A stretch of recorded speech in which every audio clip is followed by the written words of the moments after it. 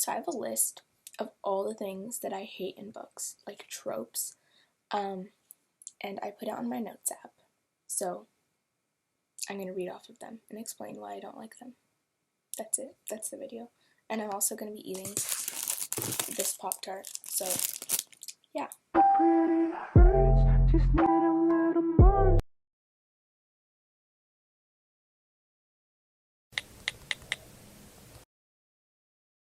The first thing I have is age gap.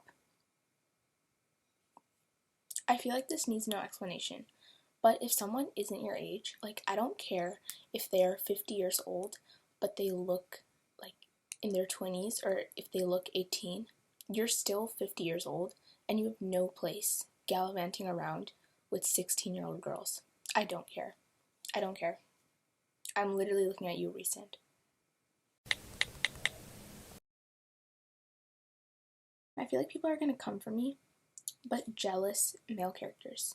Jealous and overprotective male characters. Like, it's cute to an extent until it gets to the point where, like, you're going all full Edward Cullen and blowing out Bella's tires so she won't go to her, like, werewolf best friend's house. That's where I draw the line. For the next one, I haven't actually read many books like this. I think I read one in the prime of my innocence when I didn't know what was good for me, but I've never read it again, and I always, like, stay away from books like this. And it's like power imbalance, like boss and employee. A power balance in any relationship is just, I hate it. I can't stand it in TV shows if it's a boss and an employee, or if there's an age gap. That's why I hate age gaps so much, like, mostly because the power, there's just like this weird kilter. It's not like balanced, you know? It's like very off to me, and I'm very aware of it at all times. So I hate boss and employee, boss and secretary. That's some weird shit. I don't like it. I stay away from it as much as I can. Characters having every bad thing possible happen to them. Like, when they not trauma dump, like, the author trauma dumps, like, every, like, bad thing that can happen to, like, a character happen to that one character, and then uses it as a plot device to move the story. I hate that. I hate it because it romanticizes the trauma, which is fine. You know, romanticizing trauma is great if it's like a coping mechanism and if that's how you deal with it. But if romanticizing trauma is like how you write your story and how you make your plot like move on and how you like create your character and it's your whole personality, then like don't do that, because it's so annoying, and to the point where it's just like, oh my god, again. Like, one chapter they reveal that their sister died, and then the next chapter they reveal that their dad used to hurt them, and then another chapter they reveal that their mom left them, and it's like this whole bunch of like things that just happen to the character for no apparent reason except to move the plot or to give the character personality, and they make their trauma the character's entire personality. Like, that's it. That's their personality. They don't have any interests or hobbies. It's just, I'm sad. That's literally it. And also, if you can't relate to the trauma, then don't romanticize it, because romanticizing trauma is great if it's a coping mechanism, like I said. But if you're just using it for your character, then don't romanticize it, because that's just hurtful, you know? Love triangles. The only love triangle I'll ever accept is the one from the Infernal Devices. And I especially hate love triangles where they're emotionally cheating. Like, while they're with another character, they're thinking about the other character. You know? You know what I mean? Like, and also, when one chapter, they're, like, in love with this one character, and then the next chapter, they've, like, I hate this other character. I can't believe I ever thought they were the one. I'm in love with this one. Like, in the selection, in, like, I think book 2, America is constantly, like, in the first chapter, she's like, I love Maxon, I want to be with Maxon for the rest of my life. And then the second chapter, she's like, I can't believe I ever thought Maxon was the one. It's Aspen. It's been Aspen all along, you know? And it just kind of gets annoying where it's like, I don't care. I genuinely don't care. I feel like this one is pretty common, and that's diversity for the sake of diversity, or like stereotypes, where an author like adds in a token gay character or a token black character just so they can say, I have diversity in my books. Like, babe, that's not diversity. Low-key, every gay character in almost every book is interchangeable. They're all interchangeable, which is so unfair and degrading, and I think people should work on that. When books are over-descriptive, that just gives me secondhand embarrassment. I don't know why, maybe something's wrong with me, but when they explain every detail, like the main character, how she did her hair that day, what clothes she's wearing, and it's just like, babe, stop. Please stop. I can't. It hurts my head, and it gives me this weird feeling, and I literally get secondhand embarrassment. This is like really broad, but paranormal romances, and I feel like this is only because there's always that one scene in paranormal romances where the vampire, it's usually a vampire, like convince me otherwise, it's always a vampire, bites the main character for whatever reason. I don't know, to get their blood, to save them, whatever, but they bite the main character. And that's just so weird to me. Like, I can't get over it, and that's like the main reason I will never read paranormal romances.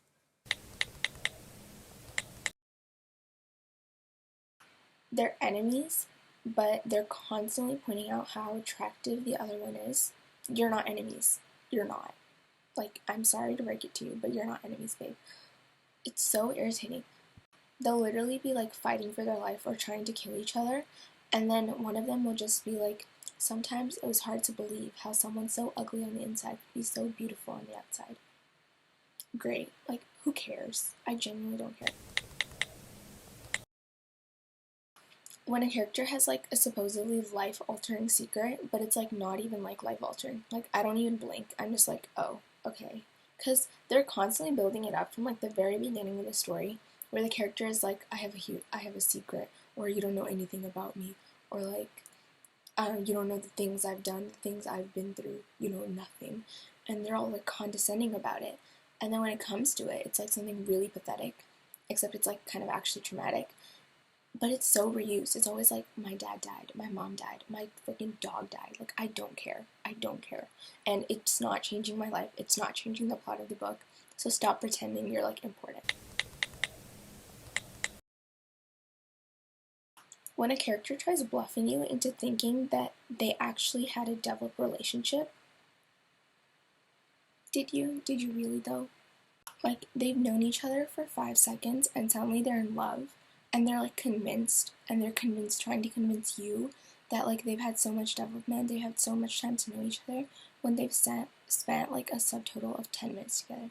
Like The Love Hypothesis by Ollie Hazelwood. That's her name. Yeah, that's her name. Like, they spent a total of maybe 5 hours together. They meet every week for 10 minutes at a cafe, and that's it. That's it. That's their entire interaction. They've never seen each other's like houses. They've never actually interacted outside of work or that like 10 minutes in the cafe. They've never had a real conversation, and they're in love. How? This is not like a huge one, but internet pen pals. Like, they've never seen each other, and their only interaction is through emails or like letters or whatever. I'm not a huge fan of this. I don't hate it either, because I have read multiple books like this and I've enjoyed multiple books like this. But like, I don't love it either, because I don't like the idea of like only ever, you know, being able to like text each other or like email each other. And I used to think it was really romantic. I used to like this a lot, but I'm just not the biggest fan anymore. But I don't hate it either. So when a guy's reason for liking a girl is because you're not like other girls, does that sound familiar to you? I think it sounds a little familiar. Or when they're like, I liked you because the first time I met you, you weren't obsessed with me. Like, their main reason for liking this girl is based on the fact that she wasn't instantly obsessed with him the way everyone else was when they met. Like, usually it's followed by like her calling him like an asshole or like something, a derogatory term or whatever, and it's always that, and it's always a reason, because it's like, I loved you because you didn't like me instantly. You saw the real me. Stop. Just stop. Hyper feminine and hyper masculine roles, especially if a character is the characters are a couple and they're together, and the character is like constantly like he was so much taller than me. I felt small next to him, and my hand was so delicate and fragile in his big manly palm. I want to kill myself. I want to die. When people say that, it's so annoying. Okay, it's okay to an extent, you know? Like, okay, you want to exaggerate the character's height. That's great, that's your choice.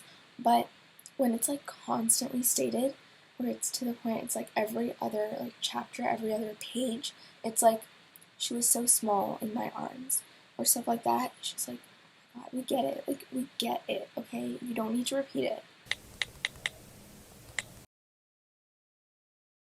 I have a rant for the next one, which is female characters who believe they're superior because they don't dress up or wear makeup or because they don't fit like the female stereotype in books. That's I feel like it's so unnecessary to add like moments like these when characters like Mara Dyer from The Unbecoming Mara Dyer, she's constantly judging other female characters in the series by the fact that they wear makeup or they dress up or that they actually try to look good. And she's like, oh yeah, those girls are like, they can't do anything, all they care about is boys and makeup and dressing up. And it just puts them into like this box. Like they're irrelevant because they want to look good for themselves or for other people or whatever. And they call those girls shallow, like they portray them as shallow, but like in this situation, who's shallow? Like you tell me who is shallow in this situation. The people who are minding their own business, just trying to look good for themselves or other people, or the ones who are judging them because of their looks and not by their personality and not because they've actually talked to this person and they actually know that person, rather by like how they look. Like you tell me, I swear to God. Another, and this is so backward because these female characters started up because, everyone wants more female characters who know how to fight, who can hold a sword, who can kill people and stuff, because I feel like that was, in, like, history and stuff, that was more reserved for the male characters in books, and the female characters were more docile, and they stayed at home, they tend to the wounded, and that kind of stuff, so it makes sense. Like, I love characters who can kill people. I love female characters who can kill people, it's great, but not at the cost of, like, femininity, and not at the cost of making being feminine a bad thing, where it's turned into a negative thing, where you don't want to be feminine anymore, because that means you can't be badass. Why is being feminine not badass?